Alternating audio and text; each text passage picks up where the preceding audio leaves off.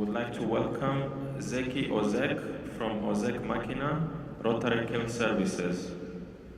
He will present hot kiln alignment and on-site tire roller resurfacing.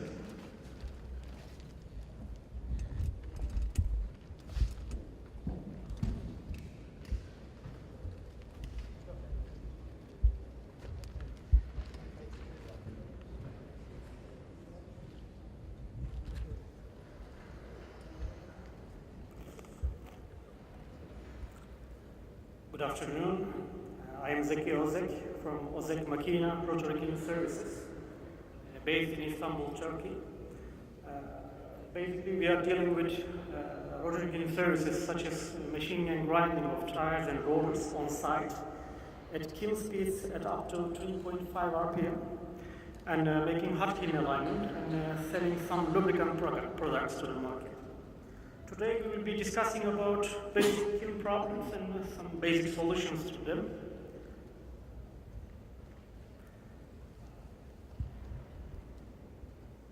So, a rotary kiln, as seen on a video, is the heart of production on site on a cement plant. So, when we want to calcinate the raw material, it comes to the rotary kiln. So, to calcinate the raw material, we need to rotate this material inside a drum, the drum diameter can be up to 5-6 meters, and in length it can be up to 70-80 meters. So located on 3 piers, what we call tyres, and those tyres are based on rollers. So to keep this drum well located on tyres and rollers, we need some basic geometry information, and we should inspect the situation of the kiln based on this geometry.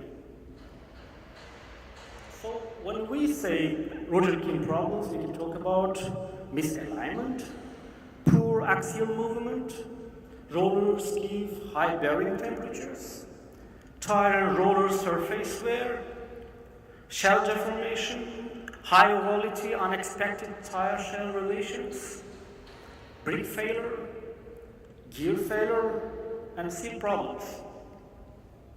So when we go to the kiln, basically we can check the inlet seal, so we can see directly the shape of the eccentricity of the shell there, so how it moves, how it bends, so any material leakage from there. And then we can check any unexpected, such as here we can see some welding, some holes, and oil, lubricant leakage. And this is the basic inspection, which we call the daily kiln walk.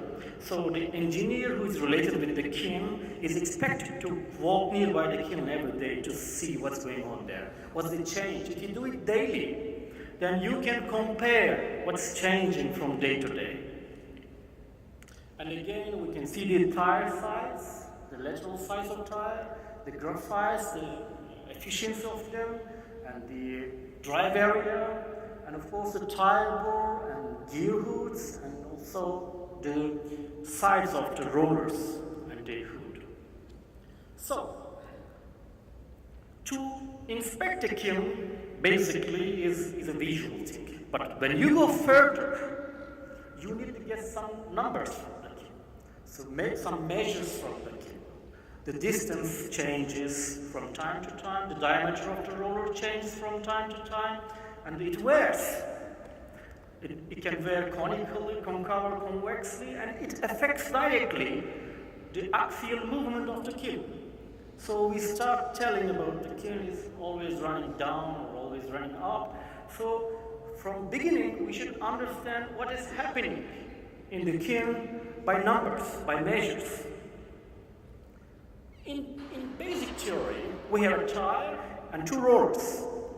And the distance from the center of the tire to the center of the roller is expected to be same as the distance between rollers. So when we have this, we have a triangle which is equal on each corner. So between these centers and The center of this distance of the rollers is expected to be the visual center of the kiln. So when you have one pier, one tyre and two rollers, okay, this is easy. But when we have three of them, keeping them all in the same line is the main purpose of a kiln. Engineer who is working there. So it can be, as seen, the center of the visual tyre centers, which is virtually. And the center of the roller centers combine each other. So it can be sometimes, for example, here as you can see, the middle pier is a little bit up and down, is affecting directly to the shell and forcing. So if the shell is forced, as you can see here, up and down, and then we will have some failures. It can come from the tyre, it can come from the direct from the shell. And again, when we talk pier by pier, okay, we can measure, as you see in the photo, is with total station looking directly to the roller center. We can measure the distance between rollers, the diameter of the rollers, the diameter of the tyre, so the operating angles of the tyre. As an equal, when it is equal, we expect it to be 60 degrees between rollers, but it can be more or less. So when it is more or less, it means it is lower. The tyre center is lower or higher. It also means that it is trying to carry more or less load, depending on the situation. So next, okay, the rotary kiln is located in its position in a slope. And with this slope, well, let's say here 3.5%, with this slope can be distributed to, is it the slope of the kiln? And the slope of the rollers, each rollers, and slope of each chassis, which is holding the roller. So when we measure all the slopes independently, so when we compare what's going on in our kiln, for example here, the general slope of the kiln is 3.5%, but some rollers have different, so that's why sometimes we need shims under the bearings. Next, the shell. Okay, till now we were talking about rollers, which is located directly on the concrete. And then we talked about the tyre, which is located over the rollers. But all these rollers and tyres actually there to carry the shell. So when we have the shell, here we have the section 1, let's say in the inlet section. So in this section, every line is telling 10 millimeters. The center of the shell and the shape, the red line is the shape of the shell. So when we go from inlet, step by step, you can see the shell shape is changing because of poor refractory, because of poor material on the shell, because of some extra loads there, or because of tires, and it can be any reason in this section. So when we go step by step, all scanned and the center of the rotation and the run out, I mean these concave and convex places and the eccentricity amount. So we go step by step. And when you do all from inlet to discharge, we have a map of the shell. Here, when you see some red, that's minus 25 mm. When you see green, this is plus 25. That means we have concave and convex on our shell. This is expected because of gravity, because of the load, because of the distance between piers. We are expecting this, but we have a tolerance for this. Sometimes you are talking about replacing a shell section. So how you decide it? So why we need shell replacement? So this is basically a map after lots of laser scans and lots of measures. And when you have this map, so it's easy to understand where to do this shell replacement and why to do it. Next, when we combine all these information in one page, we can talk about the shell temperature map, the temperature, and the runout, the eccentricity information, and rotation centers from X and Y axis. So here you can easily see the discharge seal has around 5 millimeter eccentricity. So that's why you see some leaks on the seal at discharge. So that's easily seen here. So when we create a 3D video here, we can understand what's this. We were talking about the discharge seal here. You see how it moves. So this is again from gravity, and you can see the color. So from another angle, you see here and here what's happening. So you can easily talk about shell replacement or shell rewelding here.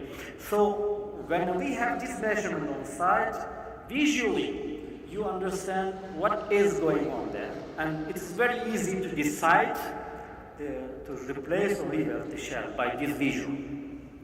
Next, we can start talking about the axial movement of the kiln. You know, when you put all the rollers parallel to the tires, that we call it neutral, the kiln will want to go down. Why? Because it has a slope. So the amount of slope will eventually force the kiln downhill. But to stop, when we let the kiln to go downhill all the way, that means we will have a kiln which forces the thrust roller, and we are trying to push the kiln up from all the load coming from the thrust roller. To help the thrust roller, we should skew the rollers a little bit. So by the help of the rollers, we will push the kiln uphill because it wants to go downhill. So we try to understand this by, here you can see the parts which is lubricated, the contact area and non-contact areas, the temperatures. And then, so we open the covers from the bearings and see the gap between thrust disc and the bearing there. So when we combine all these videos, open all the covers, you see there is a gap there, and we can sign here. So we have a gap there. To decide with this where to skew, make the alignment. So we make the alignment and start to align the kiln to go uphill to help the thrust roller. Or sometimes the kiln is going up more, so we should regulate the kiln to stay in the middle more and to reduce the force on the thrust roller. Next, we can talk about sometimes, for example, let's say middle pier is located 5 millimeters on one side, not up or down, one side. So that means one of the rollers will have more load in a rotation. Half of the rotation, let's say the right roller will have all the load, and we will see one roller non-rotating. And in the second half of the turn, we will have the other roller having all the load, and one roller is not rotating. So to understand this, we are measuring the load on the rollers, and the shaft, we call it roller shaft dynamic bending. So we measure the bending of the shaft to understand if there is any change in a rotation or not. So how the load is distributed between rollers. And the wobbling of the tire. You know the tire bore, sometimes a little bit more, sometimes the shell under tire has more bends than expected. And in this situation, we try to understand how the tire is wobbling. And depending on this wobble, we try to understand, to estimate what's happening under the tire, what's the situation of shell, and decide. And then we were talking about the thrust roller, the pressure on the thrust roller, the shape of the thrust roller. You see, if you have more load here, that means it will wear out more quickly. And when we come to the gear, okay, we said that the tire and the shell inside the tire is located over the rollers, and we try to measure the load on the roller, so try to understand the bending of the shaft on the roller. But more easily, we can inspect the root clearance between pinion and girth gear. So here you can see when it comes yellow, it's less, more, and when it comes red, it's getting more. So a sample video here, if we can go there, and then inspecting the behavior of the pinion and girth gears. So you see some false bottoming here and the contact. In this situation, you can see the root clearance is less than 20 millimeters, but that's not important. Despite this, you will have some vibration coming from the girth gear. That means you have a false bottoming here, you see? So the remaining 10 millimeters will be nothing, because your girth gear is hitting in one section. So here you see the root clearance increasing, and you can see even on the video, it's coming to 14, 15, going more, 25 all the way up. So it's coming to top position, 25. The root clearance, this is one rotation of your gear. And reducing fastly down, and you see the gap is visible here, and to a dangerous area. Oops, you see the oil coming up. So this is 3.1 mm. So in one rotation, the root clearance here is between 3 and 25 millimeter. When it comes to 3, that means hitting the bottom. So very dangerous for your gut here. When it goes up to 25, that means you need the contact between pinion and girt gear is reducing, and you will have more load to rotate the kiln. So when it comes to this situation, it can be because of the shell bending, it can be because of the springs under the girt gear, or just because of some problems right over the tooth. Next, the shell. Okay, we said the shell can have plastic or elastic deformations. When it has plastic, for example, bricks fall down, and one certain area of the shell had become 300, 400 degree or more, and that shape changed on the shell, so we call it the plastic, because it cannot change again, it deformed, or some bending. But sometimes we have, not every time, we have ovality due to gravity, because the shell expands, flexes. We call it ovality, but how much? Because when you have ovality, that means the shell is opening and closing, and in between the bricks are opening and closing, and some material going in, and this is causing some cracks on the bricks. So you will have some refractory problems after that. So if you have this ovality in the limit, so that is why we measure the ovality of the shell on the side. So when you have higher unexpected ovality, so you will have some more brick failures, some more tire bore problems, depending on this ovality. 4 minutes left. Yeah, just a minute. So that is the brick compresses to the shell pinch, and then the brick failure, and then you see that's the reason after that coming. So the tire and rollers, concave and convex situation. Sometimes the rollers are worn out, as you see here easily. So this is affecting directly to kiln alignment. So you see the force coming from tire to the roller, and then you need machining and grinding of the tire. So this is very heavy, it's not easy to carry the tire out and machine it, so this should be done on site during production. This is in your RPM, in your production speed. So this is a sample photo of grinding, and this is a sample video. So this is a rotary kiln, the diameter of the tire is 7 meters. So started machining. So two different processes, machining with latitude and grinding. As you see, like a normal latitude, the material is cleaned out. So, for example, you may have conical wear 2-3 millimeters, that's all cleaned out, and then grinding comes. So this the surface quality difference before and after, and that's a sample photo, and you have some pitting, some materials, some concave, convex. We do it on site at 3.5 RPM on production, during production. So the basic adjustment rule, and then after machining, we again check the latest final situation and make the alignment. So for alignment, as you see, some sample photos, some precautions, and then with dial gauge, we control and make the alignment of the kiln. Finish. As Ozek Makina, we are working since 1968, over 90 plants across 20 countries, and through rotarykiln.net you can contact for any reason, for any problem. Thanks for listening.